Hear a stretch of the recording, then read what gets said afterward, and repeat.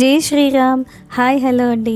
Welcome to life style with Lalli. ఎలా ఉన్నారు? అందరూ బాగున్నారని అనుకుంటున్నాను.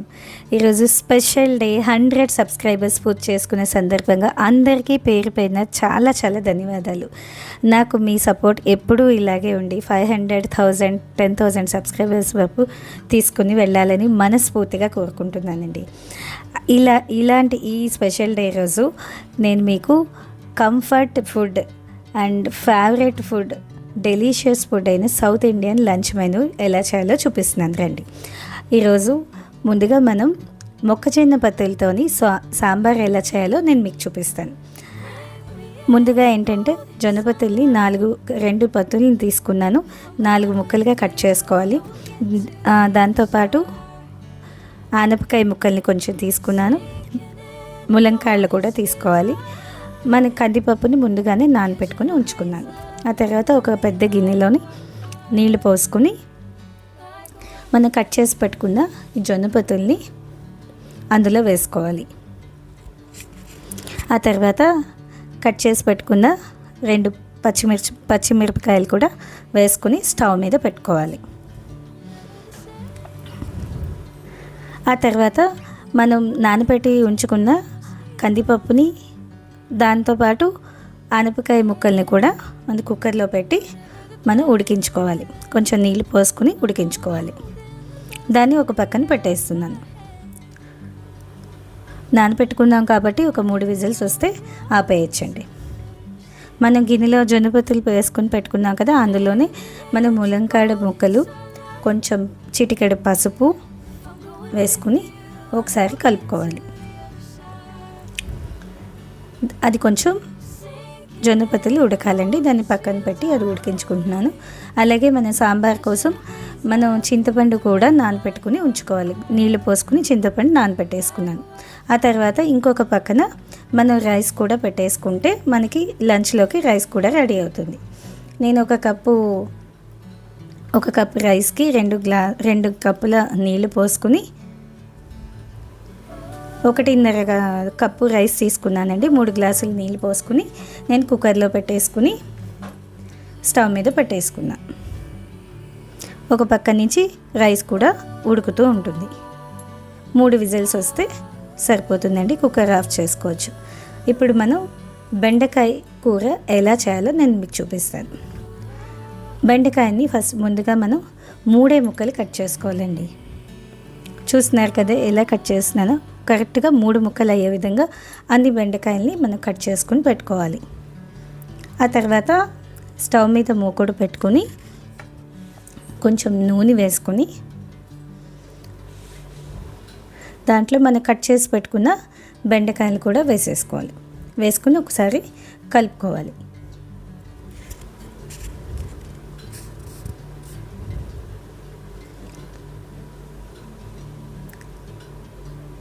ఆ తర్వాత బెండకాయ ముక్కల్లోని మనం ముందుగానే నానబెట్టి ఉంచుకున్న కొంచెం చింతపండు గుజ్జు తీసుకుని మనం ఇందులో వేసుకోవాలి.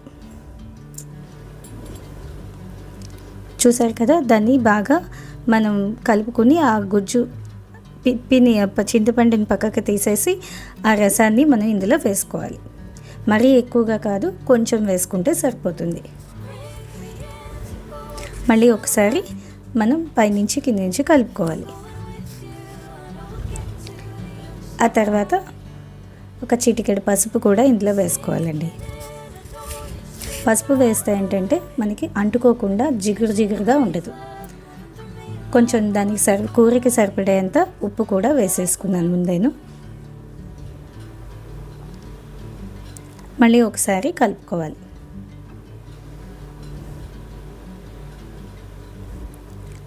ఆ తర్వాత మనకి సరిపడే అది ఉడికేంత విధంగా మనం నీళ్లు పోసుకోవాలి.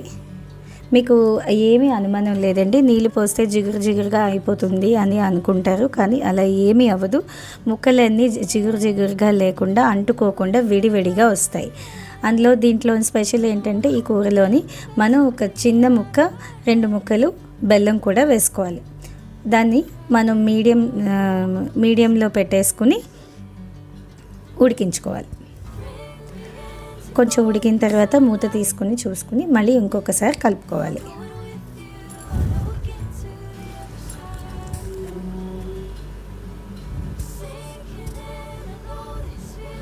చూస్తున్నారు కదా, అస్సలు ముక్క అనేది ఒక్కొక్క దానికి అంటుకోకుండా ఉంది. ఇదేంటంటే ఇది ఒక మెంతి పౌడర్ అండి. ఇది నేను దీన్ని తయారు చేసే విధాన్ని డిస్క్రిప్షన్లో ఇస్తున్నాను.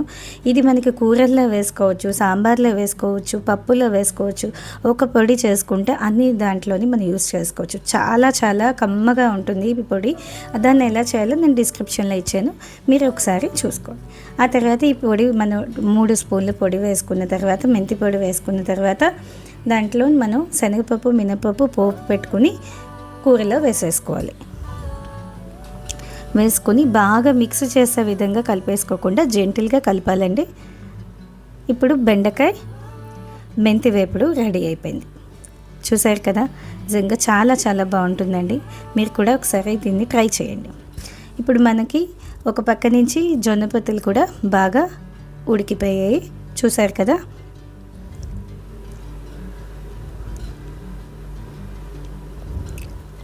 ఉడికిన తర్వాత మనం నానబెట్టి ఉంచుకున్న చింతపండు రసాన్ని కూడా ఇందులో వేసుకోవాలి. వేసుకుని కలుపుకోవాలి. ఆ తర్వాత ముందుగా ఉడికించి పెట్టుకున్న ఆనపకాయ ముక్కలు వేసేసుకోవాలి ఇందులోనే. ఆ తర్వాత దానికి సరిపడేంత, సాంబార్కి సరిపడేంత నీళ్లు కూడా పోసుకోవాలి.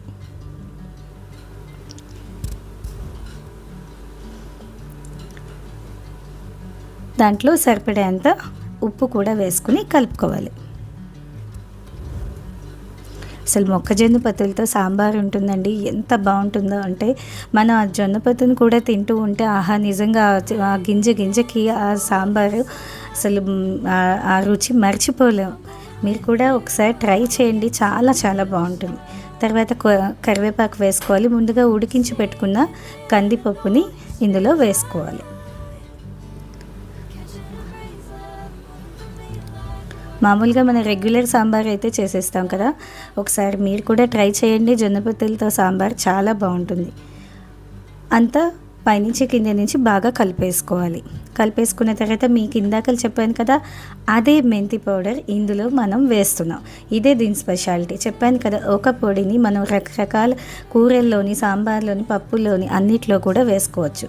చాలా బాగుంటుందండి ఇది. దీన్ని మీకు డిస్క్రిప్షన్లో పెడుతున్నాను. లాస్ట్లో మనం కొత్తిమీరని కూడా వేసుకోవాలి.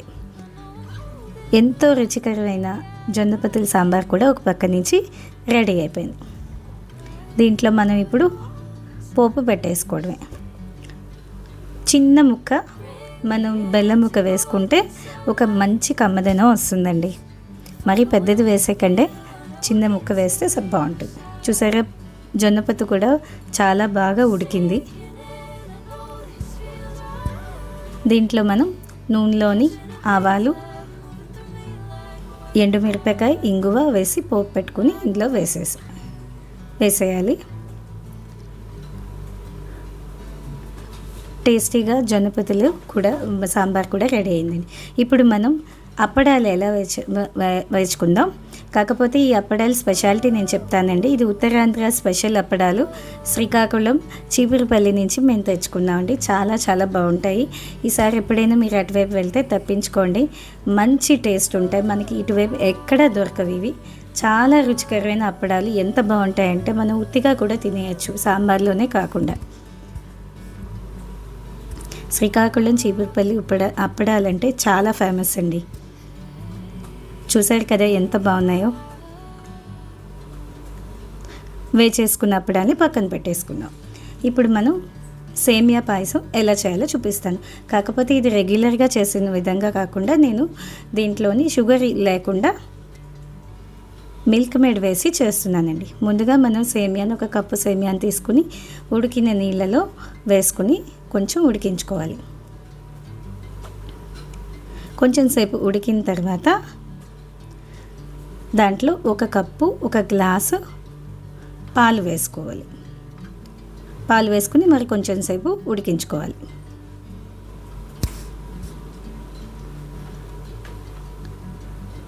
ఉడికిన తర్వాత మనం ఒక టిన్తోని మిల్క్ మేడ్ని సరిపడే అంత మిల్క్ మేడ్ని ఇందులో వేసుకుని కలుపుకోవాలి. దీన్ని వేస్తున్నాం కాబట్టి ఇంకా షుగర్ వేయాల్సిన అవసరం లేదండి.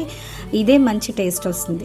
చాలా చాలా బాగుంటుంది. ఒకసారి మీరు కూడా ట్రై చేయండి. సేమియాని మిల్క్ మేడ్తో తయారు చేస్తే ఆ టేస్టే వేరు.